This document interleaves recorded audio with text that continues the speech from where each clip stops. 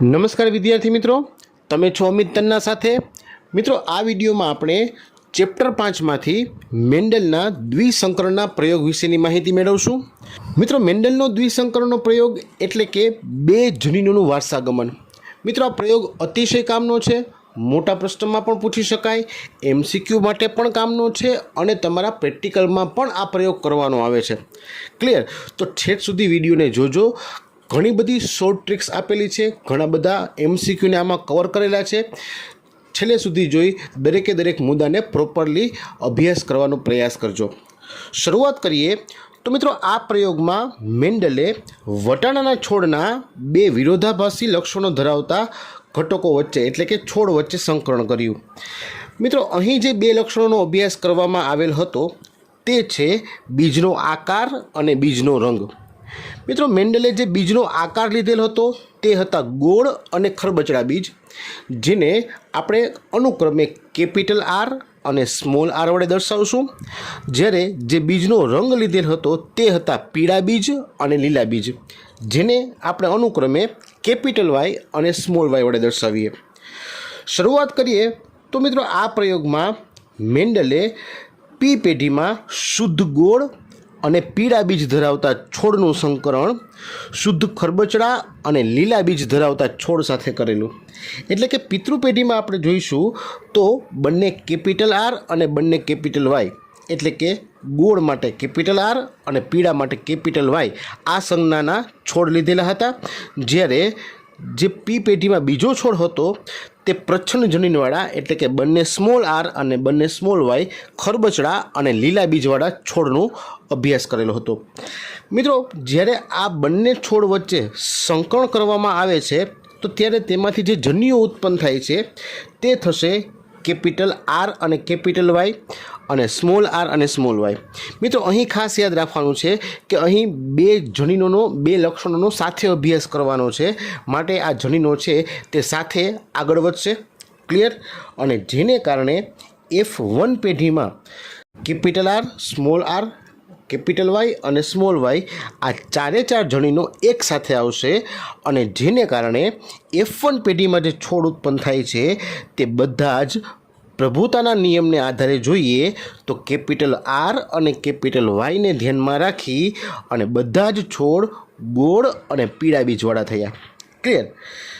હવે મિત્રો, આગળ જેમ વધીએ તેમ F1 પેઢીમાં સ્વફલન કરાવવાનું થાય। આપણે આગળ પણ એક સંકરણના પ્રયોગમાં એનો અભ્યાસ કરેલો જ છે। તો જ્યારે F1 પેઢીમાં છોડ વચ્ચે સંકરણ કરાવવામાં આવ્યું એટલે કે સ્વફલન કરાવવામાં આવ્યું ત્યારે તેમાં જે જન્યુઓ મળેલા હતા એ ક્યાં હશે? એટલે કે F1 પેઢીના ચાર જે છે તે જ, એટલે capital R, small r, capital Y, small y, બરાબર છે। એક છોડને પિતૃ છોડ તરીકે અને એક છોડને માતૃ છોડ તરીકે, એટલે કે એકને નર અને એકને માદા છોડ તરીકે લીધેલ છે। હવે એના જે જન્યુઓ છે ક્યાં બનશે? મિત્રો, ખાસ યાદ રાખવાનું છે, અહીં ભૂલ ન પડે। આ જે છોડ છે એના જન્યુઓ ચાર પ્રકારના મળશે। આ ચાર પ્રકાર ખાસ યાદ રાખવાના છે। અહીં જોતા જઈએ તો પહેલાં જન્યુ મળશે તે બંને જે પ્રભાવી જનીનો છે તેનાવાળા, એટલે કે કેપિટલ R અને કેપિટલ Y। બીજા મળશે તે બંને પ્રચ્છન્ન લક્ષણવાળા, એટલે કે સ્મોલ r અને સ્મોલ y। અને બાકીના જે બે મળે છે તેમાં એક પ્રભાવી અને બીજું પ્રચ્છન્ન, અથવા તો બીજું પ્રભાવી અને પહેલું પ્રચ્છન્ન, એટલે કે કેપિટલ R સાથે સ્મોલ y અને સ્મોલ r સાથે કેપિટલ Y, બરાબર છે। તો આ ચાર પ્રકારના જન્યુઓ પ્રાપ્ત થયા। આ ચારે ચાર જન્યુઓ વચ્ચે જ્યારે સંકરણ કરાવવામાં આવે છે તો શું થશે? એટલે કે સ્વફલનની જે ક્રિયાવિધિ કરવાની છે એના માટે આપણે પુનેટ સ્ક્વેરનો ઉપયોગ કરીએ।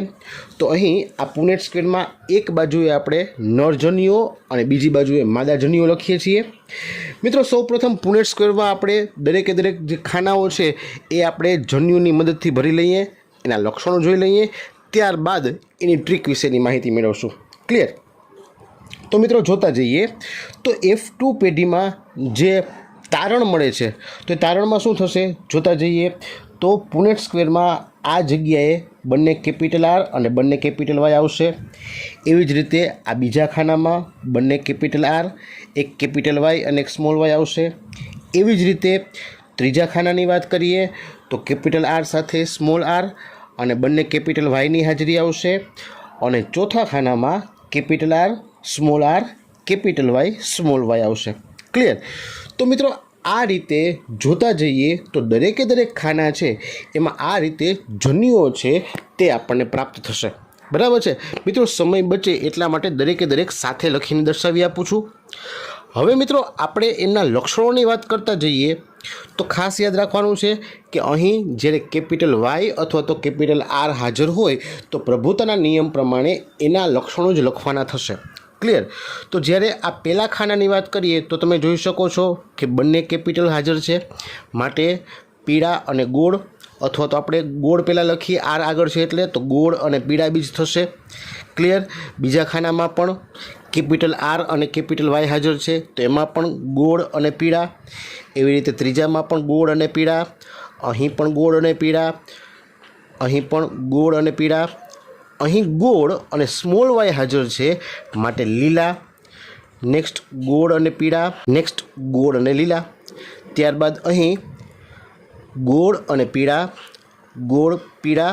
મિત્રો અહીં સ્મોલ આર આવેલ છે તો ખરબચડા અને પીળા, અહીં પણ ખરબચડા અને પીળા, અહીં ગોળ પીળા, અહીં ગોળ લીલા, અહીં આવશે ખરબચડા પીળા અને અહીં આવશે ખરબચડા લીલા. ક્લિયર? તો મિત્રો આ રીતે ચોક્કસ પુનેટ સ્ક્વેરના દરેક ખાનામાં તમે દરેક ચોક્કસ પ્રકારના જનીનવાળા છોડની માહિતી મેળવી શકો છો કે કયા લક્ષણો આવેલા છે. બરાબર છે? હવે મિત્રો એના આધારે આપણે એક ટ્રીક સમજવાની છે. ટ્રીકમાં કઈ રીતે યાદ રાખશું? તો બાજુમાં જ એક પુનેટ સ્ક્વેર ફરીથી દર્શાવું છું, એને આપણે સમજતા જઈએ. તો સૌપ્રથમ યાદ રાખવાનું છે કે આ જે ક્રોસ લાઇન છે એ ક્રોસ લાઇનમાં આપણને જે જન્યુઓ પ્રાપ્ત થાય છે, જે જન્યુઓની જોડીઓ પ્રાપ્ત થાય છે એ ચારે ચાર શુદ્ધ પ્રકારના છોડ ઉત્પન્ન કરશે. એટલે તમે જોઈ શકો છો કે શુદ્ધ પ્રકારના છોડ એટલે એવા છોડ કે જે પિતા અથવા તો માતાનું જે છોડ છે, એટલે કે પિતૃ પેઢીમાં જે છોડ છે એક્ઝેક્ટ એના જેવા જ પ્યોર લક્ષણો ધરાવતા હશે. એટલે કે બંને કેપિટલ આર હશે, અથવા બંને સ્મોલ આર હોય, અથવા બંને કેપિટલ વાય હોય, અથવા બંને સ્મોલ વાય હોય. બરાબર છે? શુદ્ધ છોડ અહીં પ્રાપ્ત થાય છે. એનો મતલબ કે શુદ્ધ છોડ તમે જોઈ શકો છો કે આ એક ક્રોસ લાઇનમાં મળી આવ્યા છે અને એ એક એક જ હોય. બરાબર? ખાસ યાદ રાખવાનું, એ શુદ્ધ છોડ એક એક જ હશે. ક્લિયર? બીજી વાત કરીએ. બીજા મુદ્દામાં આપણે આ બીજી ક્રોસ લાઇન જોઈએ. તો આ બીજી ક્રોસ લાઇનમાં જે છોડ મળે છે એ ચારે ચાર છોડના જન્યુઓ સરખા જ છે અને તેની અંદર જે જન્યુઓ મળેલા છે તે ચારે ચાર પ્રકારના જન્યુઓ છે. એટલે કે બંને કેપિટલ અને બંને સ્મોલ એ ચારે ચાર પ્રકારના મિશ્ર જનીનવાળા છોડ આવેલા છે. બરાબર છે? પહેલાંમાં કેવા હતા? શુદ્ધ જનીનવાળા. અહીં કેવા છે? મિશ્ર જનીનવાળા. પહેલાં કેટલા હતા? શુદ્ધ જનીનવાળા એક એક, આ મિશ્ર જનીનવાળા એક સરખા ચાર છોડ. ક્લિયર? ઓકે. ત્યારબાદ જોતા જઈએ આ બે ખાના તો એમાં સરખા આવશે. ત્યારબાદ આ બે ખાના તો એ બે પણ સરખા આવશે. ત્યારબાદ આ બે ખાના એ પણ સેમ આવશે અને નેક્સ્ટ બે ખાના જુઓ એમાં પણ સરખા આવે છે. તો એનો મતલબ એવો થયો કે પુનેટ સ્ક્વેર તમે આ રીતે ઇઝીલી યાદ રાખી શકશો. હવે મિત્રો આ ટ્રીક સમજવાનું કારણ શું? તો એના આધારે સૌપ્રથમ તારણ લખી લઈએ અને પછી એના આધારે આપણે જે જનીન સ્વરૂપ મેળવવાનું છે તેનો અભ્યાસ કરીએ. તો મિત્રો તારણની વાત કરીએ તો અહીં જોતા જઈએ તો પુનેટ સ્ક્વેરમાં આપણને જે અલગ અલગ સ્વરૂપના છોડ મળેલા છે તે લખી લઈએ. તો સૌપ્રથમ આપણને ગોળ પીળા, ગોળ લીલા, ખરબચડા પીળા અને ખરબચડા લીલા આ ચાર પ્રકારના છોડ પ્રાપ્ત થાય છે. એને શોર્ટમાં કઈ રીતે યાદ રાખશું? તો કે ગોપી, ગોલી, ખપ્પી, ખલી. ક્લિયર? એટલે ગોળ પીળા, ગોળ લીલા, ખરબચડા પીળા અને ખરબચડા લીલા. ક્લિયર? તો મિત્રો આ જે સ્વરૂપ પ્રકાર પ્રમાણ છે એને કહીશું આપણે ફિનોટાઇપિક રેશિયો. બરાબર? ખાસ ભૂલાઈને યાદ રાખજો, ફિનોટાઇપિક રેશિયો. હવે પુનેટ સ્ક્વેરમાં ગણતરી કરીએ. ગોળ અને પીળા હોય એવા કેટલા છોડ છે? તો 1, 2, 3, 4, 5, 6, 7, 8 અને 9. ક્લિયર? તો ગોળ અને પીળા હોય એવા 9 છોડ.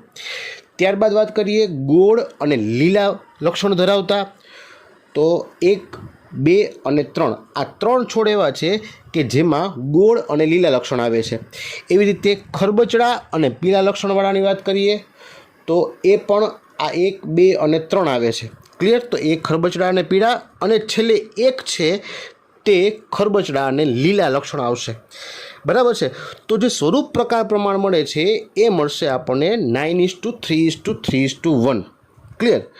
ટૂંકમાં સ્વરૂપ પ્રકાર કેટલા મળેલ છે? 4 સ્વરૂપ પ્રકાર અને સ્વરૂપ પ્રકાર પ્રમાણ મળશે 9:3:3:1. ઓકે. હવે અગત્યની માહિતી, જનીન પ્રકાર પ્રમાણ. મિત્રો, જનીન પ્રકાર પ્રમાણ એટલે જીનોટાઇપિક રેશિયો.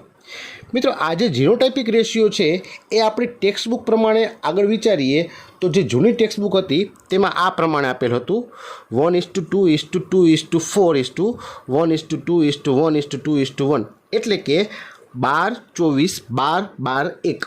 ક્લિયર. એટલે કે આપણે ટોટલ 9 પ્રકારના જનીન સ્વરૂપ મળશે. હવે સૌપ્રથમ એ 9 પ્રકારના જનીન સ્વરૂપ કયા છે એને આપણે જુદી રીતે એક ચોક્કસ ટ્રીકથી યાદ રાખીએ. તો મિત્રો, ટ્રીક પ્રમાણે આ જે જનીન સ્વરૂપ પ્રમાણ છે એને જુદી રીતે યાદ રખાવું છું. એ યાદ રાખશું આપણે 12:12:4:21:21. ક્લિયર. ખાસ ભૂલાય નહીં, 12:12:4:21:21. સીધેથી વાંચશો કે ઊંધેથી, એટલે કે કોઈ પણ સાઈડથી વાંચશો તો એ રીતે યાદ રાખી શકશો, બરાબર છે. હવે મિત્રો, એ કઈ રીતે મળેલ છે એની વાત કરીએ તો સૌપ્રથમ આપણે શું કરીશું તો કે સૌપ્રથમ આપણે જે બંને કેપિટલ આર છે એને અહીં પહેલાં 3 વખત લખી લઈએ. મિત્રો, ખાસ ટ્રીક યાદ રાખજો, બંને કેપિટલ આરવાળા જે જનીન છે એને 3 વખત લખીએ, એટલે કે કેપિટલ આર 3 વખત લખેલ છે. ત્યારબાદ કેપિટલ આર અને સ્મોલ આર એ વિષમયુગ્મી પ્રભાવી છે એને પણ 3 વખત લખી લઈએ. ઓકે. અને અંતે બંને સ્મોલ આર એટલે કે પ્રચ્છન્ન જનીનવાળા ઘટકોને પણ 3 વખત લખી લઈએ. ક્લિયર. ઓકે. હવે આપણે બીજા લક્ષણ માટે વાયને લઈશું. તો કેપિટલ વાય બંને પ્રભાવી, ત્યારબાદ કેપિટલ વાય સ્મોલ વાય વિષમયુગ્મી પ્રભાવી, અને સ્મોલ વાય પ્રચ્છન્ન જનીનોને આ રીતે લખીએ છીએ એક વખત. ફરીથી એ ત્રણને એક સાથે આખા ગ્રુપને કોપી લગાવીએ, બરાબર. અને ત્રીજી વખત પણ આખા સિંગલના ગ્રુપને કોપી કરીએ. તો આ રીતે 3 વખત લખાઈ જશે. જો ભૂલાય નહીં મિત્રો, અહીં જે આર જનીન છે તેને આપણે 3-3ના સેટમાં લખેલા છે, અને બાકીના જે વાયના જનીન છે એ આખા ગ્રુપને 3 વખત લખેલા છે. ક્લિયર. હવે જોતા જઈએ, પુનેટ સ્ક્વેરમાં ચેક કરીએ તો કેપિટલ આર કેપિટલ વાય એવા કેટલા છોડ છે? 1. ક્લિયર. ત્યારબાદ capital R capital Y small વાયવાળા કેટલા છોડ થશે? તો અહીં જોવો જોઈએ, એ થશે 2. ત્યારબાદ કેપિટલ આર સ્મોલ વાય એવા કેટલા છોડ થશે? 1.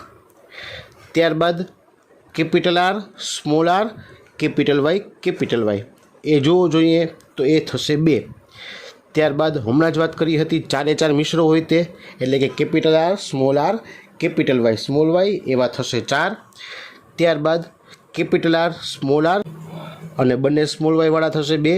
ત્યારબાદ બંને સ્મોલ આર અને બંને કેપિટલ વાય 1, બંને સ્મોલ આર કેપિટલ વાય અને સ્મોલ વાયવાળા 2, અને બંને સ્મોલ આર બંને સ્મોલ વાય 4 પ્રચ્છન્ન હોય એવા 1 છોડ પ્રાપ્ત થશે, બરાબર છે. તો આ તમે ગણશો તો કેટલા થશે? 9 સ્વરૂપ થશે અલગ અલગ જનીનવાળા. તો આને કહેશું જનીન સ્વરૂપની સંખ્યા 9. ક્લિયર. અને હવે તેને જોઈએ તો તમે જોઈ શકો છો કે તે 12:12:4:21:21 થશે. ક્લિયર. તો મિત્રો, આ રીતે પણ તમે લખી શકો છો, અથવા તો ડાયરેક્ટ તમે આ રીતે લખી અને ડાયરેક્ટ તમે સામે 12:12:4:21:21 લખી દેશો તો આપોઆપ છે તે પુનેટ સ્ક્વેર પ્રમાણે સાચું સાબિત થઈ જશે. ક્લિયર. તો મિત્રો, આ રીતે તમારે જનીન સ્વરૂપ પ્રકાર પ્રમાણે યાદ રાખવાનું થશે, જે તમારે ટેક્સ્ટબુક કરતાં જુદી રીતે યાદ રખાવું છું. નીટ માટે અતિ અગત્યનો મુદ્દો છે, ખાસ ધ્યાન રાખજો, ભૂલાય નહીં. અને વધારાની વાત મિત્રો, અહીં આપણે એક શુદ્ધતા પ્રમાણ પણ યાદ રાખવાનું છે. મિત્રો, શુદ્ધતા પ્રમાણ એટલે શું? એક સંકરના પ્રયોગમાં પણ વાત કરેલ હતી. શુદ્ધતા પ્રમાણ એટલે જ્યારે પિતૃ છોડ જેવા જ લક્ષણો જે છોડમાં હોય તો એ શુદ્ધ છોડ છે એમ કહી શકાય. તો પુનેટ સ્ક્વેર પ્રમાણે આપણે ખ્યાલ આવ્યો છે કે ચોક્કસ લક્ષણો ધરાવતા જે શુદ્ધ છોડ મળે છે એ 4 મળે છે. આપણે પહેલી ક્રોસ લાઈન જોઈ હતી તે, એટલે કે બંને કેપિટલ આર બંને કેપિટલ વાય, બંને સ્મોલ આર બંને સ્મોલ વાય, બંને સ્મોલ આર બંને કેપિટલ વાય, અને બંને કેપિટલ આર અને બંને સ્મોલ વાય. તો એ 4 પ્રકાર જે મળે છે એ એક જ છોડ છે, માટે શુદ્ધતા પ્રમાણ થશે 1:1:1:1. ક્લિયર? તો મિત્રો આ રીતે મેન્ડલના દ્વિસંકરણના પ્રયોગમાં આપણને જે તારણ મળે છે તે આપણે આ સ્વરૂપ પ્રકાર પ્રમાણ અને જનીન પ્રકાર પ્રમાણ છે તે દર્શાવી શકીએ છીએ. અને તેના આધારે મેન્ડલે મુક્ત વહેંચણીનો નિયમ અથવા તો કારકોના મુક્ત વિશ્લેષણનો નિયમ આપ્યો. ક્લિયર? તો એના વિશે નેક્સ્ટ લેક્ચરમાં ચર્ચા કરીશું, પરંતુ ખાસ યાદ રાખવાનું છે કે આ પ્રશ્નો અતિશય અગત્યનો છે. પ્રશ્નો લખી લઈએ. મેન્ડલના દ્વિસંકરણના પ્રયોગ વિશે ચર્ચા કરો અથવા તો પુનેટ સ્ક્વેરની મદદથી બે જનીનોના વારસાગમન વિશેની માહિતી આપો. મિત્રો આ ઉપરાંત આનો પ્રેક્ટિકલનો વિડીયો પણ અહીં દર્શાવું છું, એની લિંક તમને ડિસ્ક્રિપ્શનમાં મળી રહેશે. આનો પણ અભ્યાસ કરજો, જેને કારણે તમારે પ્રેક્ટિકલ પરીક્ષામાં જ્યારે આ પ્રયોગ પૂછાય છે તો એ પ્રયોગ તમે ઇઝીલી કઈ રીતે કરવો તે આરામથી શીખી શકશો. ક્લિયર? તો મિત્રો આજ પૂરતું આટલું જ રાખીએ છીએ. નેક્સ્ટ લેક્ચરમાં નવા ટૉપિકમાં આગળ વધીશું. ત્યાં સુધી વાંચતા રહેજો, તૈયારી કરજો. જય હિન્દ.